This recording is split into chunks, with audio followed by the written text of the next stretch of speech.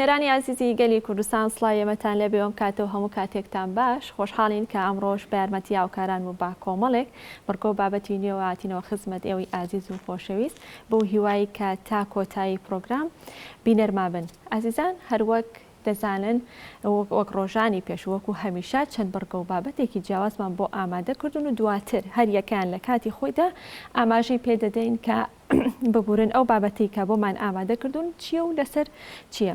لەگەڵەوەشدا کە هەمووان دەزانن ئەمڕۆ چواردەی دوو ڕۆژی خۆشەویستیە و ئێمەش ئەم ڕۆژە پیرۆزەکەین لە سەرجەم خۆشەویستان و لە سەرجەم عاشقان بەو هیوایی کە هەمیشە دڵخۆش بن، بەختەوەر بن، ئاسوودە بن و لەگەڵیشیدا لەش ساغ و تەندروست باش بن.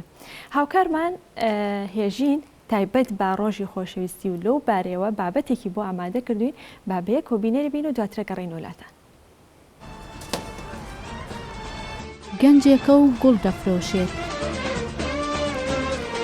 لە ڕۆژی خۆشەویستیدا زیاتر گوڵی سوور دەفرۆشێت. ڕۆژی ڤالانتاینە ڕۆژێکی تایبەتە لای زۆربەی کەسەکان و زۆربەی ئەو گوڵەشی کە ئەبرێت لەو ڕۆژە ڕەنگی سوورە. ڕەنگی سوور هێمایە بۆ خۆشەویستی.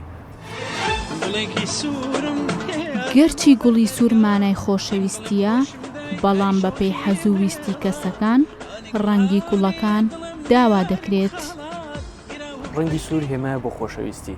مەرج نییە تەنها بە سوور بەرت، چونکە لە ڕۆژە احتیاجەکانە جاریوە کەسەکان گوڵەکان بە مشەکەلی ئەبن.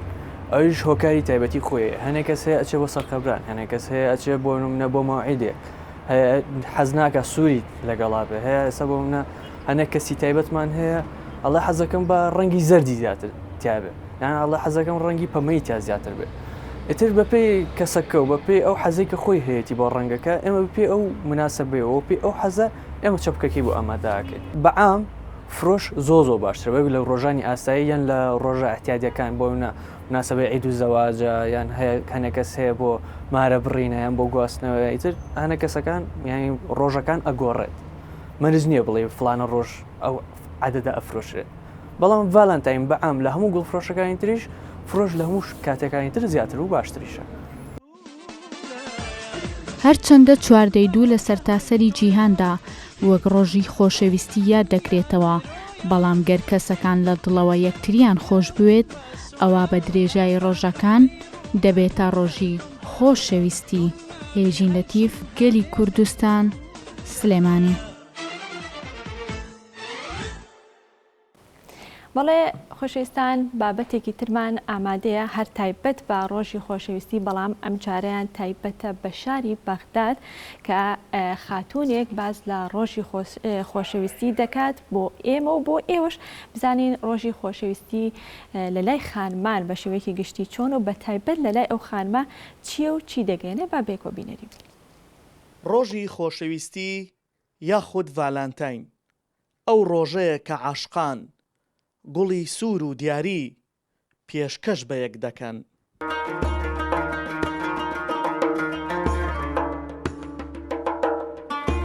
بۆ ئامادەکردنی راپۆرتێک هاتوومەتە یەکێک لە مۆڵەکانی بەغدای پایتەخت. لێرە لە بری گوڵ و نوێبوونەوەی خۆشەویستی ناومێدی بەدی دەکرێت. اللي يحب مثلا يحب خاصة هسه خۆشەویستی ماوە بەڵام بەکەمی، چونکە ئێستا سەرچاوی خۆشەویستی پارەیە. بەداخەوە کەس لەسەر بنەما عشق ژیان دروست ناکات، هەمووان بە دوای پارە و ماڵ و سامانەوەن، بۆیە خۆشەویستی کاڵبووەتەوە. زوجته لازم اكو حب المادة مفضلي على كل شيء. تضحية وعطاء. ڕۆژی خۆشەویستی پیرۆز بێت لەو کەسانەی بەڕاستی خۆشەویستی ئەنجام دەدەن بۆ پێگەێنانی ژیان. بەداخەوە کە لێرە کەس خۆشەویستی بۆ هاوسەرگیری ناکات. ئەمڕۆ لەگەڵ کەسێکە و سبەی کەسێکی تر. ئەمە ڕای خۆمە لە وڵاتی ئێمە خۆشەویستی کاڵبووەتەوە. البشر خلينا نقول اللي هم ما نقدر نسميهم مثاليين، بس خلينا نقول البشر اللي ماشيين صح. هەندێک دەڵێن لێرە خۆشەویستی ئەستەمە، هەندێکیش خۆشەویستی بە گرنگ ناو دەبن. بەڵام هەمووان کۆکن لەسەر ئەوەی سامان و پارە جێی خۆشەویستی ڕاستەقینەی گرتوتەوە. الحب الحقيقي إذا يكون أولا طبعا من الطرفين هذا الحب الحقيقي. لێرە خۆشەویستی زۆر ئەستەما چونکە هیچ شتێک بەدڵی خۆمان نییە. ناتوانین ئازادانە بڕای لەسەر هەڵبژاردننی بەرامبەر بدەین. لێرە ژیان جیاوازە، کەس خۆشەویستی لا گرنگ نییە. الشخص اللي مقابلك لازم يكون عنده إمكانية عالية حتى يوفر لي. هو حب الناس، حب الخير للناس، حب الأم، حب الأب، حب الزوجة، حب الأخ. خۆشەویستی نیشتیمان و دایک و کەسوکار جیاوازە لە خۆشەویستی کەسێک کە بۆ ژیان دروستکردنە.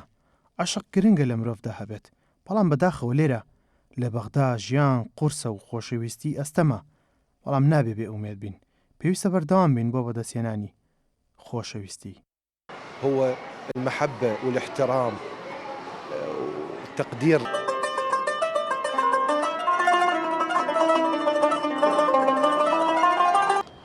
پێناسەی خۆشەویستی لێرە لە بەغداد لە هەر شوێنێکی تر جیاوازترە. ئەمان دەڵێن لە نێو ئەو هەموو جەنجاڵ و جێژاوی ژیانە هەر کەس خۆشەویستی پەرپا بکات پێویستی بە هێزێکی لە ڕادەبەدەر و دڵێکی میهرەبانە. ئەوەش ئەو شعرەمان بیر دەخاتەوە کە دەڵێت هەموو خەمی ئەم دنیاە لەسەر دڵم کۆبۆتەوە، من شیاوی عشقی تۆ نیم دیلم مەکە بە خۆتەوە، کە من نەتوانم ڕۆحم بکەم بە فەرشی بەری پێت، ئیتر بۆچی ببم بەتانەیەک دیار بم بەسەرە برۆتەوە. سەردەش عوسمان گەلی کوردستان، بەغداد. سپاس بۆ هاوکارمان سەردەش کە لە بەغدادەوە بابەتەی بۆ ئامادەکردبین تایبەت بە ڕۆژی خۆشەویستی.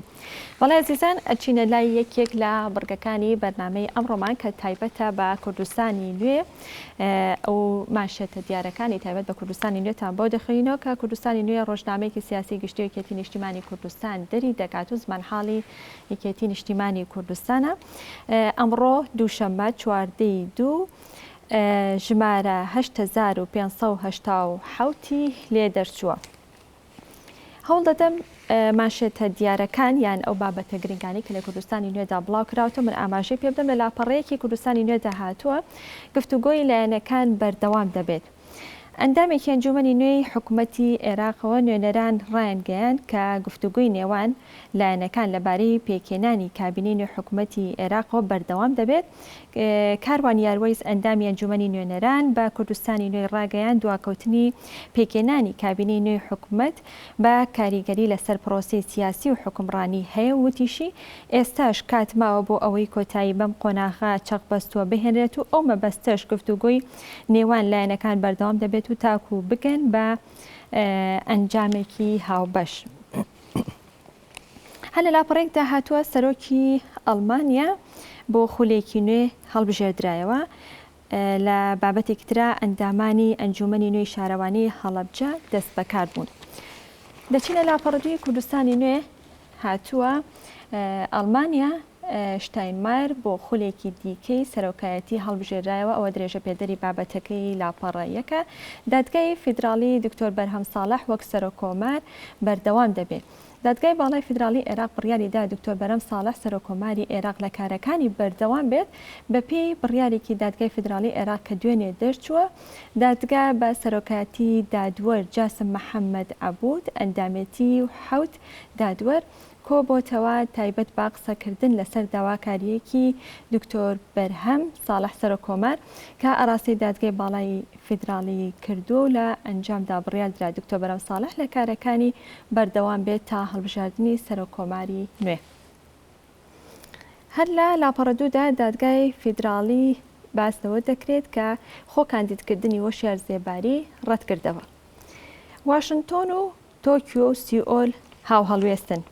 هەر لە لاپەڕەدوودا و لە کۆتاییدا باس لە سەرۆکی نوێی حکوومەتی لیبیا کرا و دیاری کرا. سەرچاوەکەش ئاژانسەکانە.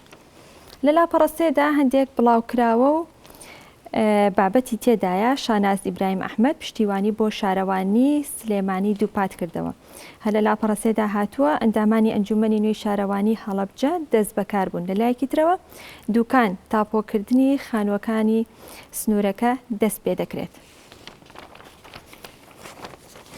دەچینە لاپەڕە چواری کوردستانی نوێ تێدا هاتووە عێراق دەبێتە پێنجەم گەورە هەناردەکاری نەوت بۆ ئەمریکا. نرخی نەوت دەگاتە $120. گرژیەکانی رووسیا ئۆکرانیا ئابووری گیان دەوروژێنێت. لاپەڕە 5 کوردستانی نوێ چەند بابەتێکی تێدا بڵاو کراوەتەوە. کارمەندی پرزگا ڕووی ڕاستەقینەی شوێنی کارەکەیەتی. ئەمە بابەتێکە کە نەسرین محەممەد بە دوواداچوونی بۆ کردو لە لاپەڕە 5 کوردستانی نوێدا بڵاو کراوەتەوە. هەر لە لاپەڕە 5 بابەتێکی تر هەیە جێدەستی ژنێک لە سلێمانی کامە بابەتێکە فەلاح کەریم نووسیوێتی و لە کوردستانی نوێدا و لە لاپەڕە 5دا بڵاو کراوەتەوە.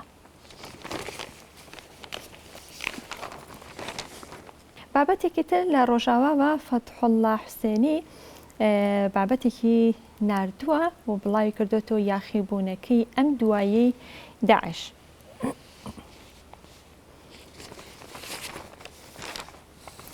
لە لاپەڕە 7 کوردستانی نوێدا هاتووە حیکمەتی کۆکردنەوەی کورسیەکان کەمەش بابەتێکە عەتاکەریم نووسیوێتی.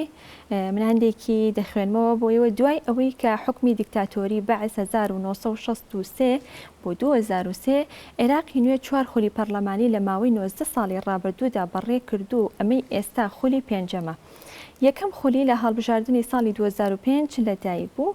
کورد خاوەنی 58 کورسی بوو. یەکێتی و پارتی بەلیستی هاوپەیمانی کوردستانی بەشدار بوون و یەکگرتووی ئیسلامیش خاوەنی 5 کورسی بوو. لە دوای ئێتلافی عێراقی یەکگرتوو کە 128 کورسی هەبوو لە کۆی 275 کورسی دووەم هێز بوو. بەراورد بە خولی 4ەم و 5ەم سەنگی سیاسی و پەرلەمانی زۆر بەهێزتر بوو. هاوکات جگە لە کۆمەڵێک پۆستی سیادی و وزاری و پێگەی کورد ژمارەیەکی کاریگەری سیاسی و نەتەوەی و پێکهاتەی و دەستوری بوو. بۆیە بڕیارە سیاسیەکانی عێراقی نوێ لە ڕێڕەوی سیاسی کوردستانی لە هەولێر و سلێمانی و لەسەر دەستی سیاستمەدارانی کورد بە تایبەتی سەرۆک مام جەلال و مەسعود بارزانی و ئەوانی تر پێک دەهێنران. سەرچاوەی هێزەکەش یەکڕێزی و یەکگوتاری و نیشتیمانی باڵا بوو.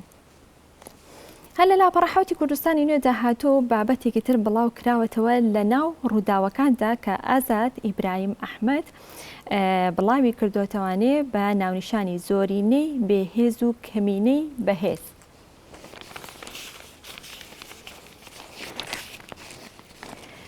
دەچینە لاپەڕە 8 کوردستانی نوێ پشت نەبەستن بە نەوت مانای چییە؟ ئەمە بابەتێکە کە تارا شێخ عوسمان بڵاوی کردوتەوە بابەتێکی ئابووری و تایبەتە بە نەوت و باز لە گرنگی نەوت دەکات.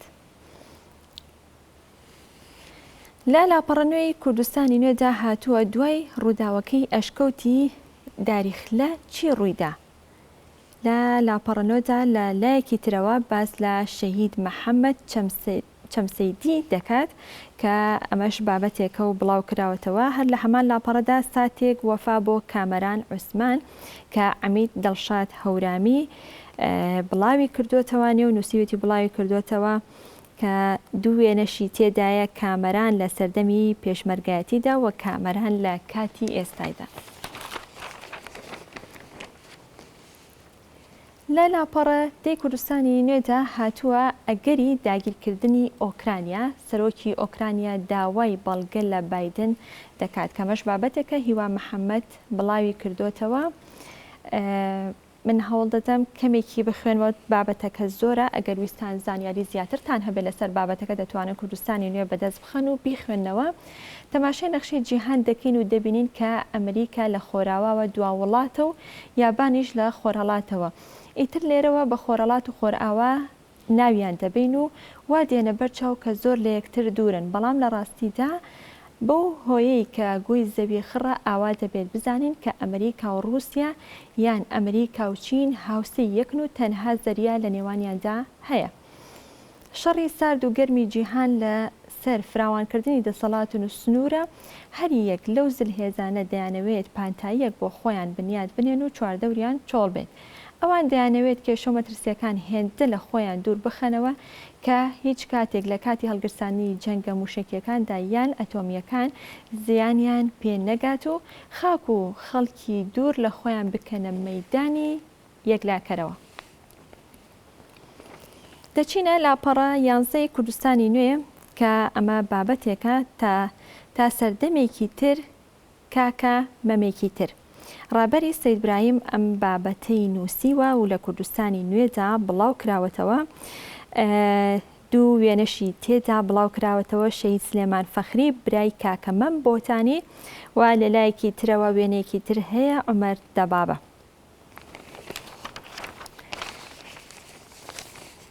لە کۆتا لاپەڕی کوردستانی نوێدا هەڵبەتە پاشکۆیەک هەیە من دواتر ئاماژەی پێدەدەم.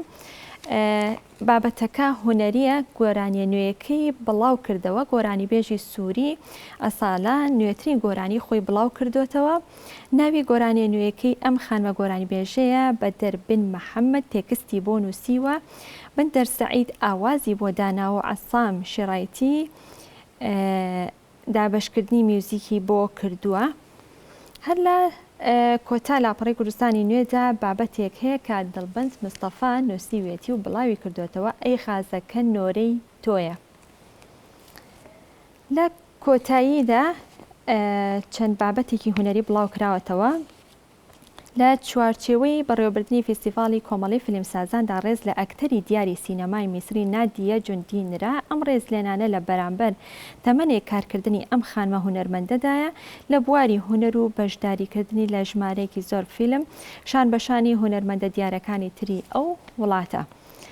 تابلۆ بە نرخەکەیان گەڕاندەوە. مۆزەخانەی هونەرە جوانەکانی بەلجیکا تابلۆیەکی بە نرخی گەڕاندەوە وڵاتەکەی. تابلۆکە بەرهەمێکی ناوازەی لۆفیس کۆرینسا کە لە سەردەمی جەنگی دووەمی جیهانی لەلایەن نازیەکانەوە دزرابوو. ئەمە کوردستانی نێبوو. من پێخۆشە ئاماژە بە پاشکۆکەشی بدەم کە تایبەتە بە ستادیۆم و تایبەتە بە بابەتە وەرزشیەکان ئەو کەسانەی کە خولیای وەرزش و ئارەزووی بابەتە وەرزشیەکان دەکەن لە سەر ئاستی هەرێم و عێراق و تەنانەت لەسەر ئاستی جیهانیش لە کوردستانی نوێدا ئاماژەی پێکراوە و بڵاو کراوەتەوە. بۆ یەکەم جار لە مێژووی خۆیدا جامی مۆندیالی یانەکانی بەرز کردەوە. یانەی چێلسی ئینگلیزی بۆ یەکەمین جار لە مێژووی خۆیدا جامی مۆندیالی یانەکان بەرز دەکاتەوە. شەوی شەممەی ڕابردوو لە ئەبوزەبی مۆندیالی یانەکان کۆتایی هاتوو. لە یاری کۆتاییدا چێلسی 2-1 لە پاڵمیراسی بەرازیلی بردەوە. هەر سێ خولی یانەکانی ئەوروپا دەست پێ دەکەنەوە و وردەکاری بۆندەکەی بارسلۆنا لەگەڵ سپۆتیفای. ئەمەش بابەتێکە کە لە ستادیۆمی تایبەت بە کوردستانی نوێدا بڵاو کراوەتەوە. لە لاپەڕە دووی ستادیۆمدا هاتووە یادەوەری وەرزشی کە خەسرە و گورون بابەتەکەی نووسیوە و بڵاوی کردوێتەوە. هەر لە لاپەڕە دوودا و لە لایەکی ترەوە هاتووە هەر سێ خولەکەی ئەوروپا دەست پێ دەکەنەوە. ئەمە وردەکاری بابەتەکە و وردەکاری خولەکە لە کوردستانی نوێدا هاتووە. دەتوانن بیخوێنەوە و زانیاری زیاتری لەسەر وەربگرن. دەچینە لاپەڕەسەی ستادیۆم تایبەت بە کوردستانی نوێ پێشمەرگە دەچێتە تونس. ئەمە بابەتێکی وەرزشیە و کە بڵاو کراوەتەوە تیپی یانەی پێشمەرگەی سلێمانی بەشدار لە خولی نایبی بالەی یانەکانی عێراقدا ئەنجامەکانی تا ڕادەیەک باشن و لە یاری شەشەمی خۆی داتوانی 3-2 لە یانەی شۆرتەی بەغداد بباتەوە دەبێت. دوێنێ یەکشەممە 13/2/2022 پێشمەرگە لە هۆڵی یانەکەیان حوتەم یاری خۆی بەرامبەر حەبانیە کردبێت. جگە لە ئەنجامی ئەم یاریەیان بەرامبەر حەبانیە بەم برنەوەیان لە شۆرتە لە کۆی 6 یاری کە کردبوونی بۆ بخاوەنی 11 خاڵ و لە پلەی سێمی خولەکەیدا و غازی جنوب و بەحری یەکەم و دووەمی خولەکەن. وا بڕیارە ڕۆژی هەینی 25/2/2022 لە بەسڕ و بەغداد دوایاری ئەم قۆناغە بکرێت کە تیپی 8 یانە بەشداریەک تێدا دەکەن و دواتر خولەکە پێدەنێتە قۆناغی نوێوە. هەڵبەتە بابەتەکە درێژەی هەیە دەتوانێت لە کوردستانی نوێدا بابەتەکە و درێژەی بابەتەکە بخوێنەوە. سیروانی نوێ چاوەڕوانی دیاری لە برایەتی دەکات. ئەمەش بابەتێکە و لە لاپەڕەسەی کوردستانی نوێدا بڵاو کراوەتەوە. دەچینە کۆتا لاپەڕی کوردستانی نوێ وردەکاری بۆندەکەی بارسلۆنا لەگەڵ سپۆتیفای کە ئەمەش وردەکارێکی تێدایە و بڵاو کراوەتەوە دەتوانن بیخوێنەوە. دەبێ ئاوەکەی گاباسکی چی لەسەر بوو، ئەمەش بە هەمان شێوە بابەتێکی وەرزشی و بڵاو کراوەتەوە تەنانەت وێنەی ئەو دەبە ئاوەش بڵاو کراوەتەوە لە کوردستانی نوێدا. هەر لە کوردستانی نوێدا بابەتێکەیە تایبەت بە ئاگاداری و بڵاوکراوەکان ئەو کەسانەی کە کۆمپانیاکانەوانی کە تەندەریان هەبێت یاخۆدەوە تا کە کەسێک شتێکی لێون بوو بێت یاخودەوە تا ناسنامێکی لێون بوو بێت لە ڕێگەی کوردستانی نوێدا ئاگاداری و بڵاوکراوەی تێدا دەکرێت و تەنانەت هەلی کاریشی تێدا بڵاو دەکرێتەوە کە ئەو کەسانەی بە دوای کاردا دەگەڕێن دەتوانێت کوردستانی نوێ ڕۆژانە بخوێنەوانێ و بینەر و ئاگاداری ئەو بڵاوکراوانە بن کە لە کوردستانی نوێدا بڵاو دەکرێت و تایبەت بە هەلی کار و زانیاری زۆر باشی تیا تایبەت بە هەلی کار و دەتوانن بەدەستی بخەن و بیخوێنەوە.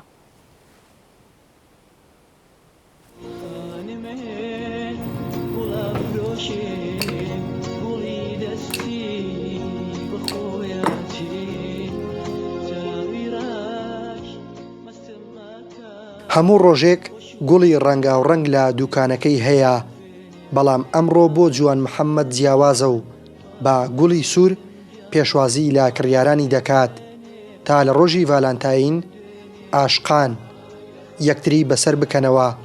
ئێمە هەموو کاتێ دیزایانی دوکانەکەمان کردو و ئەشیکەینی وردە لەگەڵ ئەم سەردەمە ئەبێ بگونجێ، بەڵام ئەمڕۆ کە چواردەی دووە ڕۆژی ڤالانتاین ڕۆژی خۆشەویستیە ئامادەکاریمان کردووە بۆ گەنجەکانمان و گوڵمان هێناوە، هەم گوڵی سروشتی و هەمیش گوڵی دەست کرد. لە ڕۆژی ڤالانتاین گوڵی سوور تایبەتە، جوانیش بەو بۆنەیەوە دیارەکەی جیاواز دەردەکەوێت بۆ خۆشەویستەکەی. من ئەمڕۆ کە چواردەی دووە بە حکمی ئەوەی کە من ئافرەتێکم لەگەڵ دایکمم گوڵی سوور نا، بەڵام چەپکەی گوڵی نێرگز بۆ دایکم ئەەکەمە دیاری. ئەمەوێت لەو ڕۆژە ڕێز لە یەکتر بگرین و ڕێز لە ئازیزانمان بگرین و ئەگەر تەنانەت بە گوڵێکی سوور بێ دڵی ئازیزەکانمان نەڕەنجێنین و ئەم ڕۆژەش پیرۆز ڕابگرین و هەموو ساڵ یادی بکەینەوە. ئەو کڕیارانەی سەردانی ئەم دوکانە دەکەن وێ ڕایکڕینی گوڵی سروشتی ڕنگ سوور ڕاوبۆچوونی تایبەتیان هەیە لەسەر خۆشەویستی. هەموو ڕۆژێک ڕۆژی خۆشەویستیە و گرنگی بە یەکتر بدەن، مردنیش کات و ساتی بۆ نییە. بەڕای من یەکترتان خۆش بوێ دڵی یەکتریش مەشکێنن، دڵنیا بە لەوەی ڕۆژێکدا دێ کە دڵنیا بە لە دەستت دەچێ، بەڵام ئەو کاتە فایدەی هیچی نییە. لا تەواوی جیهان ڕۆژی چواردەی دوو بە ڕۆژی خۆشەویستی و نوێکردنەوەی پەیمان ناو دەبرێت و بە چالاکی هەمە جۆر و دیاری تایبەت ئەو یادا بەرز ڕادەگیرێت.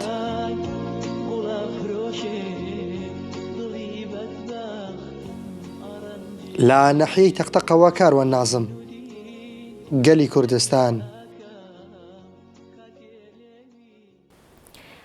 زۆر جار هونەرمەندان کە کاتێک بیانەوێت یادەوەریەکانی خۆیان یاخود یادەوەریەکانی ڕابردویان و تەنانەت شارەکانیش ئەو شوێنەی کە تێدا ژیان بیانەوێت بیگەڕنەوە لە ڕێگەی چاوپێککەوتنی تەلەڤیزۆنی یاخود لە ڕاگەیاندەکان و زۆر جار بە نووسرا و یادەوەریەکانیان باز دەکەن و دەیگەڕنەوە. بەڵام هونەرمەندێک کە یادەوەریەکانی کفری لە چوارچێوەی تابلۆدا کۆ کردوێتەوە و گێڕاوێتەوانی و نمایشی کردو و هاوڵاتیان چوون بۆەوەی کە لە ڕێگەی ئەو نمایشکردنەوەی یادەوەریەکانی کفری ببین و لە نزیکەوە ئاگاداری بن. بابێ کۆبینەری ئەو بابەتە بین و دواترە گەڕین وڵاتان.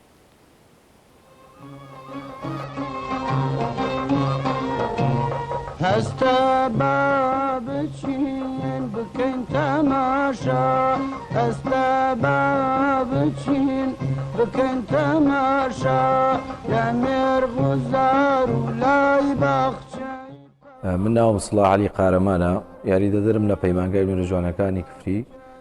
دیارە دەمێکە ئەو وێنانەی کفری وێنە کۆنەکانی کفری لە لام گەڵاڵە بووە کە ویستومە هیچ نەبێ ئەرشیفی هەندێکیان کە ئەوانەی دەسەکەون ئەرشیفیان بکەین، توانیمە لە ڕێگەی ئەکاونتەکانی بەڕێز کاک قەیس قەرەداغی و کاک شکوور محەممەد حەیدەر و هەروەها کاکەماڵ جعفەر و مامۆسا خەلیل فەقێ ئیسماعیل ئەم وێنانم دەستکەوتووە و لە بەڕێز مامۆسا سەزگین کە هاوکارێکی باشی منە و لە ئەکاونتەکەی بەڕێزیوە وێنەی باشمان دەستکەوتووە بەڵام ئەمە دەستپێکێکە سەرەتایەکە بۆ شارەکەمان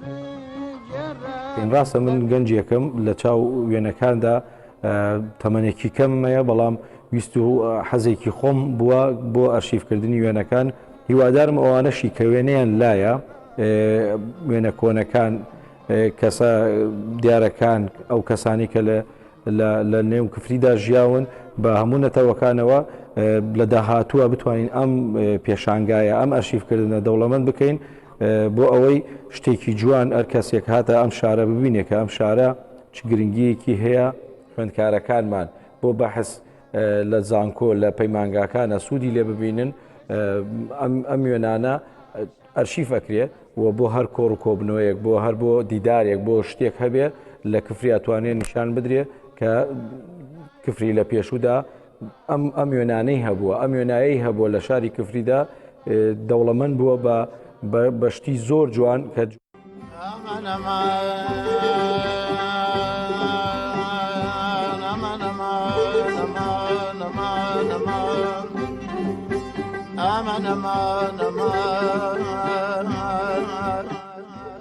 یەکێک لە جوانیەکانی کفری شەڵتاق سوڵتان ئاغای خەلیلە بە دامەزرێنی ڕابر ڕاستەقینی مەقاماتی عێراقی دارێ کە لە ساڵی 1993 لە شاری کفری لەدایک بووە و شێخ بەڕێز شێخ ئەتا کە پێشتر سەرۆک شارەوانی کفری بووە و کەسایەتێکی خۆشەویست بووە و بەڕێز مەحموود بەگ جەمیل بەگی مەجید پاشای بابانە لەگەڵ عەدەوێرخانی خێزانێتی هاوسەری کە یەکێک دواتر بووە بە وەزیری تەندروستی و یەکەم نەخۆشخانەی کفریش لەسەر دەستی ئەو دروست کراوە و بەڕێز شاعری گەلەکەمان لەتیف هەڵمەد کە هەر ناونیشانی وێنەکەشەوەی کە لێرەوە دەستی پێ کردووە کە خەڵکی شاری کفریە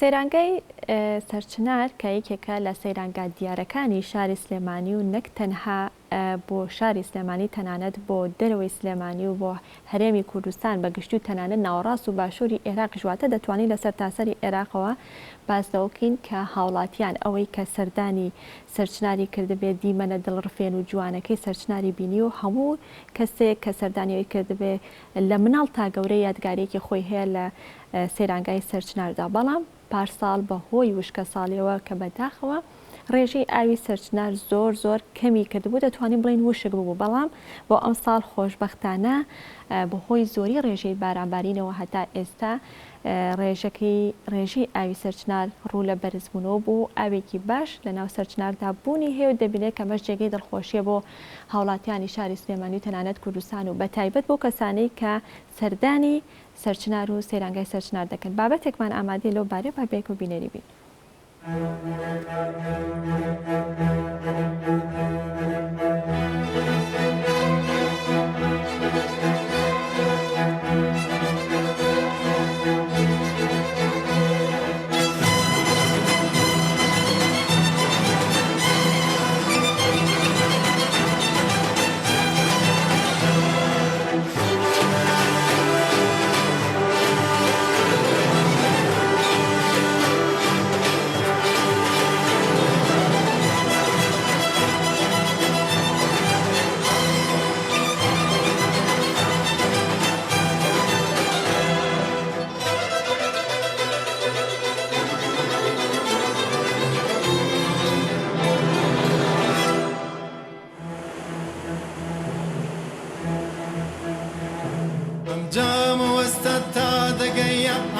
سەرچنار ئاوێکە پڕ لە نار و چنار و بڵوچ ئەنجام وەستەتا دەگەیە ئاینی سەرچنار ئاوێکە پڕ لە نار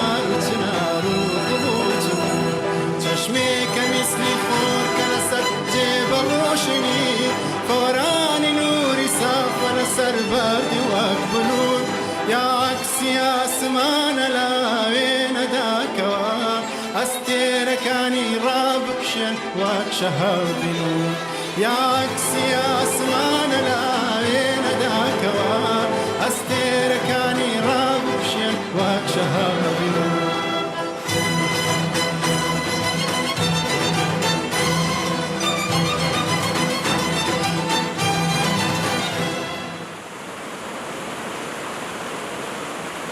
چینە لای هاوکارمان هێژین کە بە شێوەیەکی ڕاستەوخۆ لە سلێمانی و لەگەڵ ئێمە دامادی و تایبەت بە ڕۆژی خۆشەویستی بۆمانە دوێت. هێژین سڵاوت لێبێ بانیت باش فەرموو مایک لای تۆ زانیاریەکان لەسەر ڕۆژی خۆشەویستی چی هەیە؟ ئایا چوویتە شوێنی دوکانی گوڵفرۆشان؟ ئایا خواز لەسەر گوڵ لەم ڕۆژەدا چۆنە تا ئێستا هەرچەندە دەستپێکی ڕۆژە بەڵام زانیاریەکان لای تۆ چین؟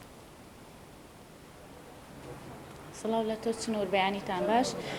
دیارە چواردەی دوو ڕۆژی خۆشەویستیە و لەم ڕۆژەدا هاوسەران و خۆشەویستان کچان و کوڕان گوڵ پێشکەشی یەکدی دەکەن و پەیامی خۆشەویستی بۆ یەکدی دووپات دەکەنەوە. من ئێستا لە دوکانێکی گوڵفرۆشتنم دیارە کە هەر لە سەرەتای ڕۆژەوە هاوڵاتیەکی زۆر هاتوون لێرە گوڵ دەکڕن بۆ خۆشەویستیانیان و بۆ هاوسەرانیشیان.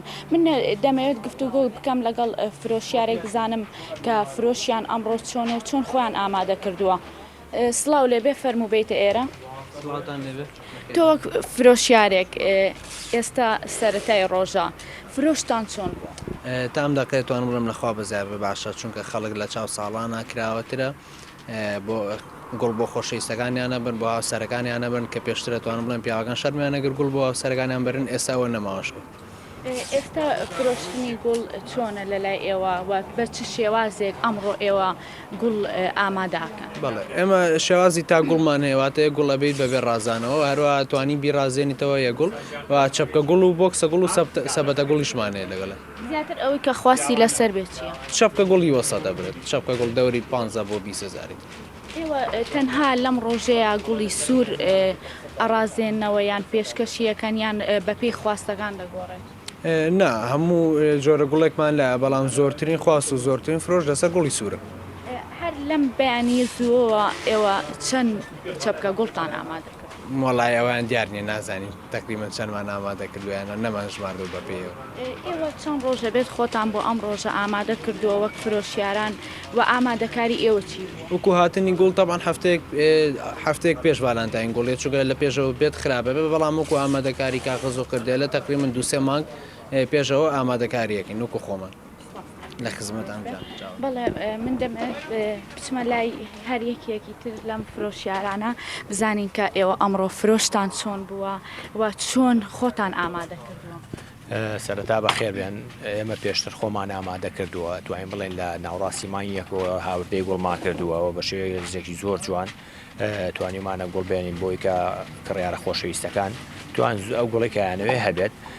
ئێستا حالیان ئەمڕۆ چواردەی دووە بەڵام سەرتا بەیانە لەواچێکەکەمێ چۆڵ بێ بۆی ئەوەی کە خەڵک دەوامی هەیە و مەسەلەن هەنێ دیزاماتی هەیە بازی شەڵا دووە نیۆڕۆ هەستەکەین کە وەزاکە باشتر بێت. ئەم ساڵ بەراورد بە ساڵانی تر گوڵفرۆشتن چۆن بۆ لای ئێوە؟ ساڵ بە ساڵ گوڵ فرۆشتن ئەتوان بڵێم گۆڕانکاری بەخۆیەوە بینێ و باشتر بێت لەبەرەوەی بەردەوام جیلێکی تازە پێگات کە خۆشەویستی هەیە بەسەلەن شەر نیار بۆ قچ بێ بۆ دایک بۆ باڵ بۆ کەس و کار چووکاوی کە یەت گوڵەبات بۆ هەموو کەسەکانی بات بەسەلەن. دەتوانین بڵێن تا چەند کۆمەڵگە بەڕووی ئەم ڕۆژەدا کراوەتە؟ هەرێمی کوردستانیش وەک وڵاتانی گیان زۆر بەباشی پێشوازی لەم ڕۆژە ئاکات هەرچەند ئەمە بۆنەیەکی گیانیە لەواچە پەیوەندی بە کوردەوە نەبێ بەڵام ئێمەش وەکو کورد توانیمانە لەم مناسبەیە گوڵی زۆر بێنین و خەڵکیش ئەو مناسبەیە بەسەر کاتەوانێن بەڕێزن سەرچاو. بەڵێ چنوور دیارە فرۆشیاران هەرێک بە زۆرێک باسییان لەوە کرد کە هەر لە سەرەتای ڕۆژەوە فرۆشیان زیاد کردووە و لەم ڕۆژەدا خۆشەویستان و هاوسەران گوڵ پێشکەش بە یەکدی دەکەن و پەیامی خۆشەویستی بۆ یەکدی دووپات دەکەنەوە. من دەگەڕێمەوە لای. بەڵێ هێژین ئەگەر بکرێت پرسیارێک لە ئەو گوڵفرۆشەکە بکەیت ئایا کە ئەگەر کەسێک ئەو کەسانی کە گوڵیان بۆ دەچێت هەڵبەتە لە دوای چەند ڕۆژێک گوڵەکان کۆن دەبنیان سیس دەبنوانێت فڕیان بدەن بەڵام ئەگەر کەسێک بێوێت گوڵەکان وشک بکاتەوە چۆن و بە چ شێوازێک گوشیکەنە ئەوان شارەزان لە بابەتەکە و لە بوارەکە با زانیاریمان بنێن. زۆر باشە. بەڕێز ببوورە پرسیارێکی دیکەم هەیە هاوکارم چنوور باز لەوە دەکات کە کەسێک گوڵێکی بۆ بچێت دوای چەند ڕۆژێک وشکە بێتەوە هەڵبەت ئەمە چۆن پارێزگاری لەمە بکە وەکو خۆی بیهێڵێتەوە. ئەتوانێت گوڵەکە سەربەرە خوار هەڵواسێت یان هەر لە شوێنێکی بەرزادای بنێت لە جێ خۆی وشکە بێت هیچی لە نایەتوانێت تا تای هەڵیگرێت یان سنۆخێکی شوشەی بۆ بکە بیکاتەنەوەی وەکو یادگاریە گەڵیگرێت. واتە دەتوانی بەوە پارێزگاری لێ بکەیت و بیهێڵیتەوە وەک یادگاریە؟ بەڵێ بۆ شێوەیە ئەزاتوانی وەکو یادگاریە گەڵیگریتەوە بەڵامی تبتێنێتەوە وشکە بێتەوە نابێ بیجوڵێنی لەو شوێنەیە بۆی هەڵنەوەرێت. واتە نابێت بجوڵێت تەنها لەو شوێنەی خۆیان بێت. بەڵێ من لە خسمەتان بەڵێ چنوور ئەگەر پرسیارێکی دیکە نییە من دەگەڕێمەوە لایت.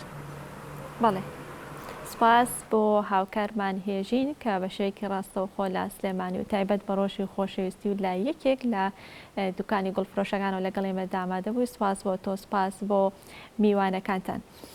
بەڵێ خۆشەویستان بە یارمەتی هاوکاران تەواوی بڕگە و بابەتەکانمان پێشکەشکردن هەتا سبێن و لە پرۆگرامێکی نوێدا پێتانەگەینەوە هەر لە ساغ بن تەندروست باش بن هەر لە ڕۆژی خۆشەویستیدا بن. خواتان لەگەڵ.